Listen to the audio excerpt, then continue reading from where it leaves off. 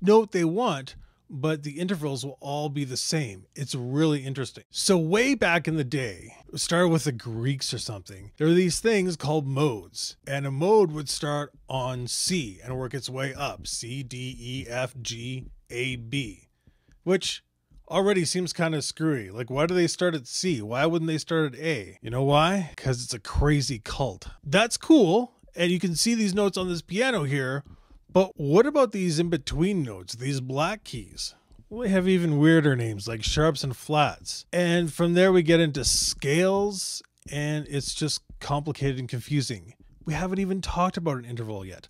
Like I said, it's a cargo cult. Let's assign a number. Let's draw them out in a circle like this. 1, 2, 3, 4, 5, 6, 7, 8, 9, 10, 11, 12. When we're talking about intervals, we're talking about the relationship between two or more notes. So let's talk a little bit about these relationships. The unison, the octave. Now really all this means is that they sound exactly the same. There's unison where the note is the same, so C and C, and there's the octave where the note is exactly 12 semitones higher, like that. A perfect fifth is 7 steps away. A perfect fourth is 5 semitones away. Now, for whatever reason, cross-culturally, these all sound really good. Vihart has an in-depth explanation on her channel. Go check it out. There are major intervals which don't sound as, if you'll excuse the expression, perfect. These are 2 and 4 and 9 and 11 steps away. Even further down the scale still, there are minor intervals, and they sound discordant and strange. And finally, the devil's tone.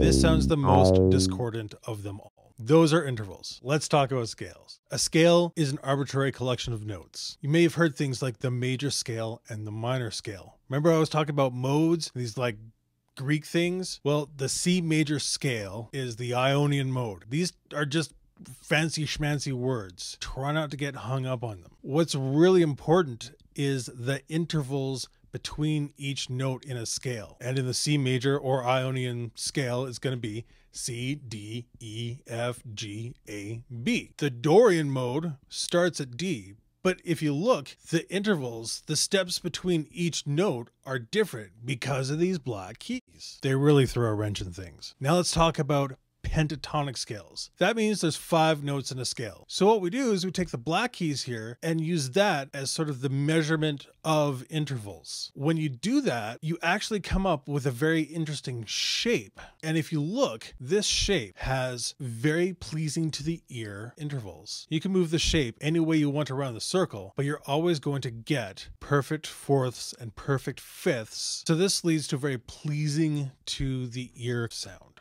I've done some exploration on pentatonic modes that I call Arisian modes. When I was chugging through the math on all this, I kind of screwed up. I made a little tritone sounding scale as well. There's going to be links about that in the doobly-doo. I hope you enjoyed it. If you want to rap more about music theory, let me know. Thanks for liking and commenting on the videos. I really appreciate it.